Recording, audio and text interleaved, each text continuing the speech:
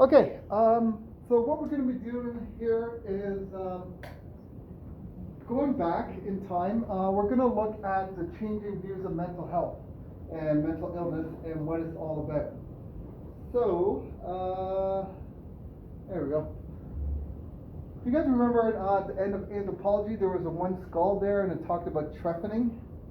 All right, I'm going to tell you all about trephining. It's a really interesting situation. Mental illness and mental health has been with us forever. It's just how it's been regarded and just how it's been dealt with. Most of the time, people were regarded with fear. Of course, people couldn't understand some people's erratic behavior.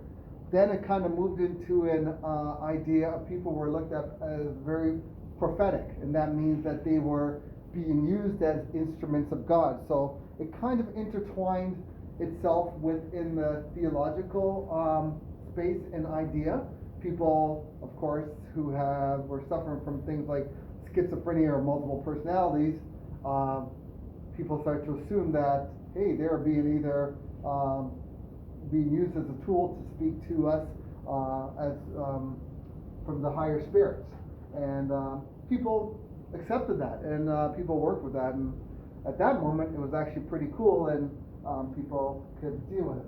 Then we moved on to people start to say you're being occupied by evil spirits, and then we have stories, historical, where people were dealt with. You guys ever hear of the Salem witch trials? All right, people were accused of being witches and wizards, and the mystics. So again, how people perceived it is how people reacted to it.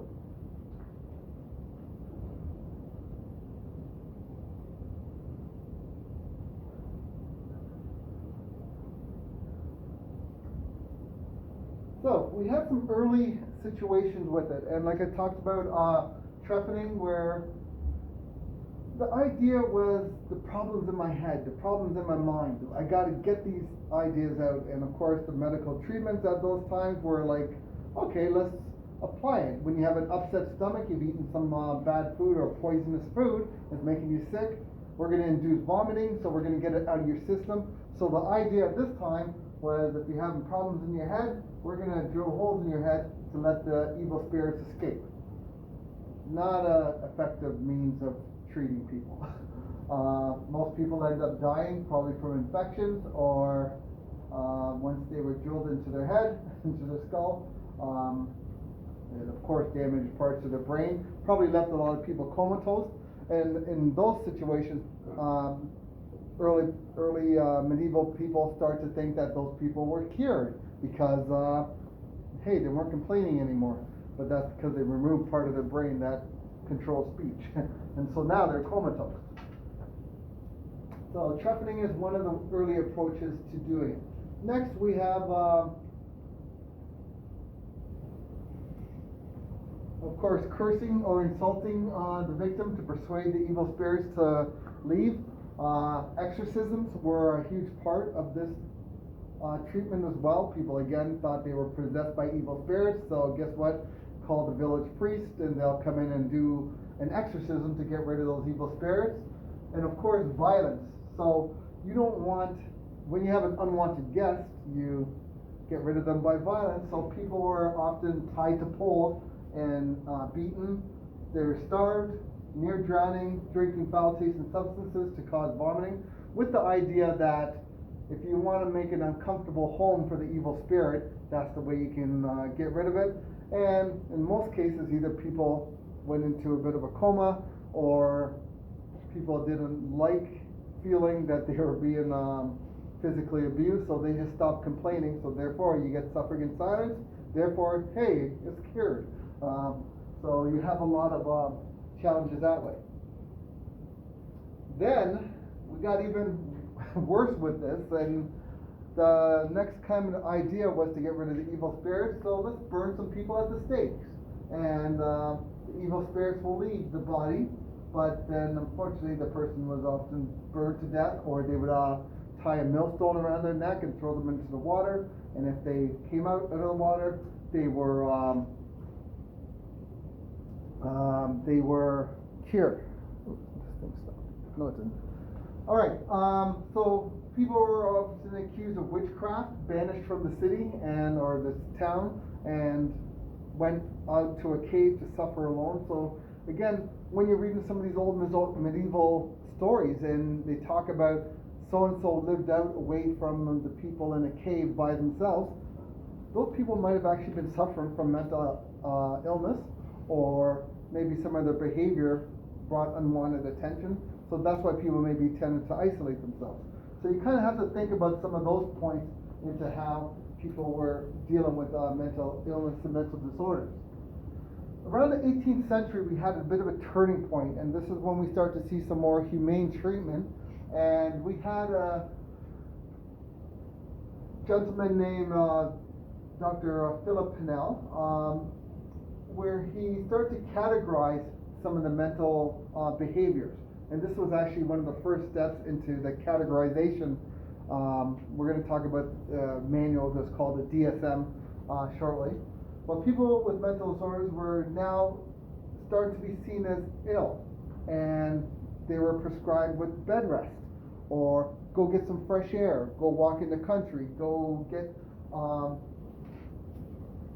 be one with nature. So they started to believe that, and this was actually a good holistic treatment method to get people to treat them in their situation.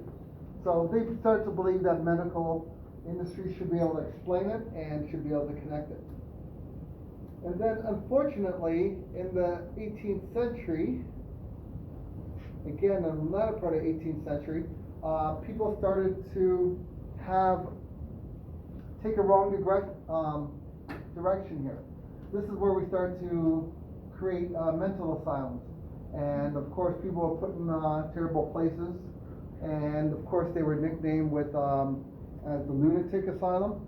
And one of the reasons were the Latin term luna is what? Does anybody know? It happens about once a month. Yep. Yeah, full moon. All right. Some people with some mental disorders, for some reason, they would always howl at the moon. So that's where they would say that people's behavior is affected by the moon coming. So lunatic asylum, moon, and when the full moon's out, people act differently.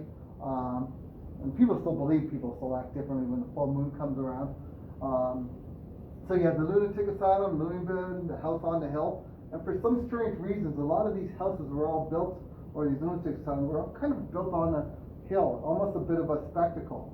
Or even some people were sent to islands, some isolated facilities. So there's a couple pictures of some places. You guys all recognize that, right?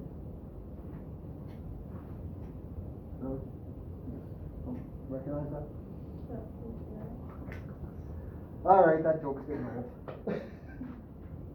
I just threw it in there because it actually does kind of look like one. Look, comparison. Rooms, people. Anyway.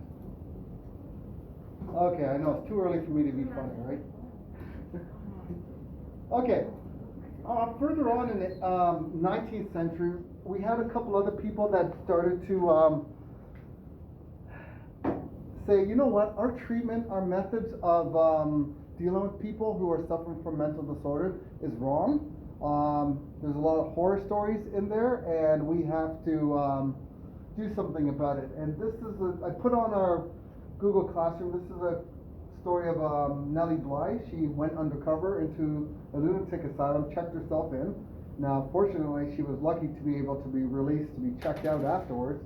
And she did 10 days in the madhouse, and then she was a journalist reporter, so she came out and said, hey guys, this is what's going on. Your loved ones were put here under care, and now they're being treated in these very inhumane ways. They're being tortured, and it's no fault of their own. So she did this, and again, I have a side story in there that you can read about it, and it was really revealing. Unfortunately, in the mental asylum, a lot of the treatments where people were strapped to beds and put in straitjackets, and of course they were saying it's to protect them. People were slept in like crib-like cages. hot steam baths, cold ice baths, and in some cases, of course, a lot of them were tied to the trees. And then somebody came up with the idea, like, how do we fund these facilities? And they started to believe, like, well, let's charge admission. Let's build a fence and charge admission like a zoo. And then you had this situation where people were exhibited for a public fee. And it was kind of, again, another inhumane time in our medical industry, and how these places tended to fund themselves. So, very ill-advised ideas and thoughts of their behavior. So shortly after that, we had Philip Pinel, a French physician who was instrumental in some more humane treatments. Probably saw Nellie's story and started to say again, people need to be, treated humanely.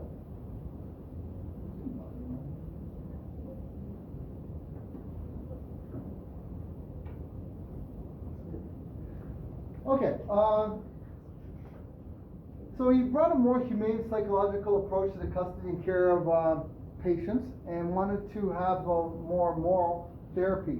Started to communicate with the people. So he started to open up those lines of communication to categorize how they were feeling and what they were doing.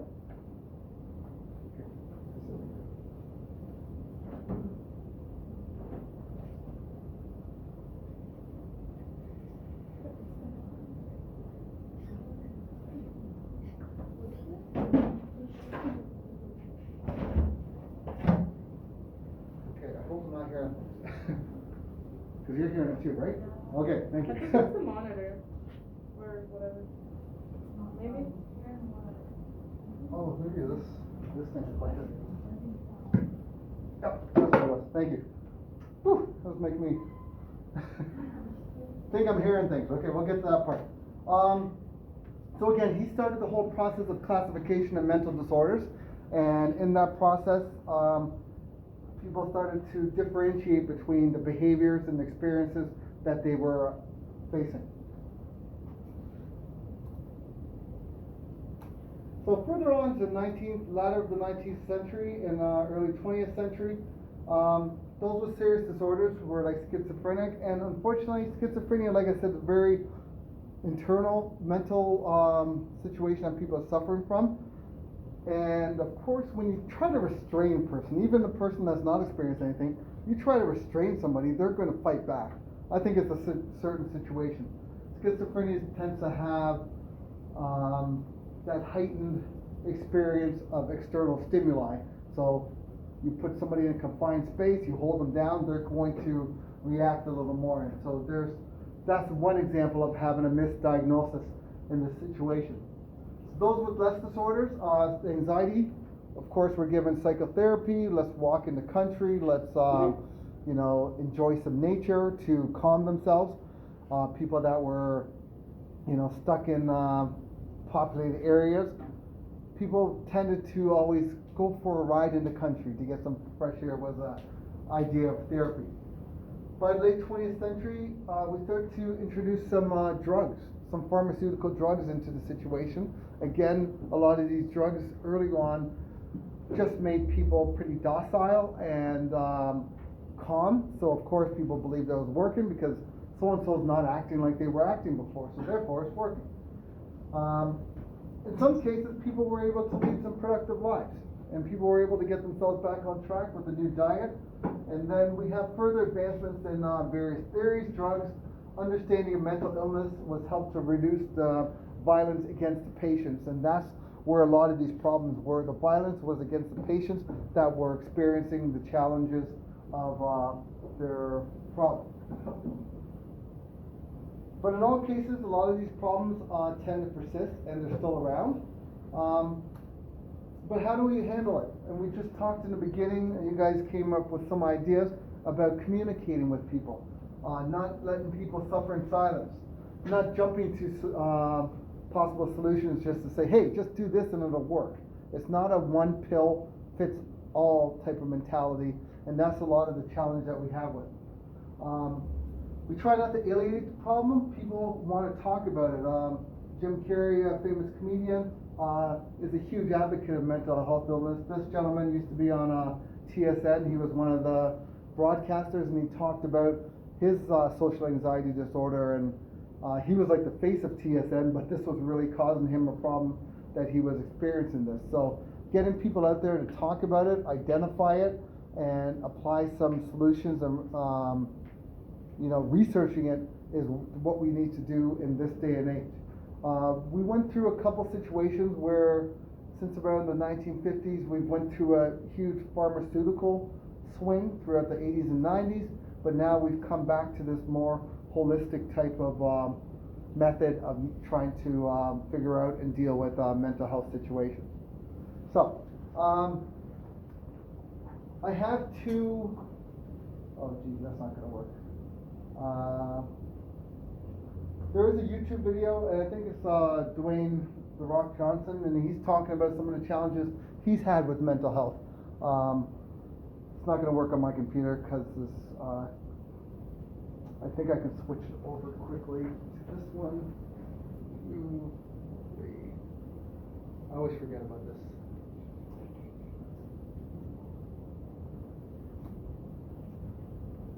Come on.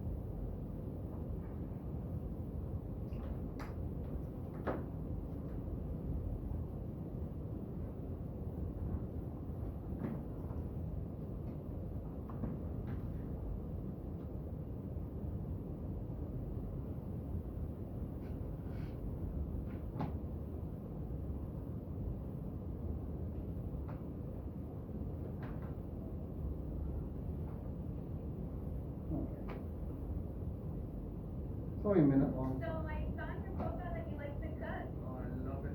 It's my specialty. Ooh. I found that with depression, one of the most important things you could realize is that you're not alone.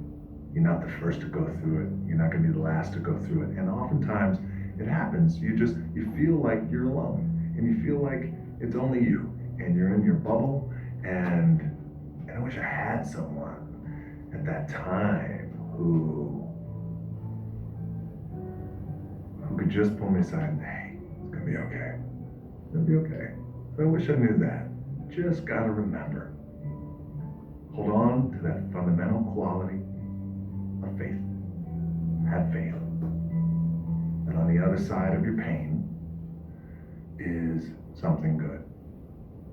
After about a month and a half of staying in that little apartment and cleaning, I got a phone call from the head coach of the team who cut me, the head coach of the Calgary Stampeders. He called me and he said, hey, I know we cut you, but I'd like you to come back. I said, okay, I appreciate that, coach. Thank you very much. I'll think about it. He said, okay, great. I hung up the phone, and my dad said, you're gonna do it, right? I said, no, I don't think so. I think I'm done with that. And he goes, what? I said, my gut tells me I'm done. He said, what are you gonna do? I took a deep breath. I said, I'd like to get into the business. He said, what business? I said, the wrestling business. He said, you are throwing it all away. It is the worst mistake you will ever make. He said, you're ruining your career. I said, maybe I'll be no good. But I feel like in my heart I have to do this. And I either need you to train me or need you to not train me. My dad rose to the occasion. He said, I'll train you. And it wound up being one of the greatest chapters in my life.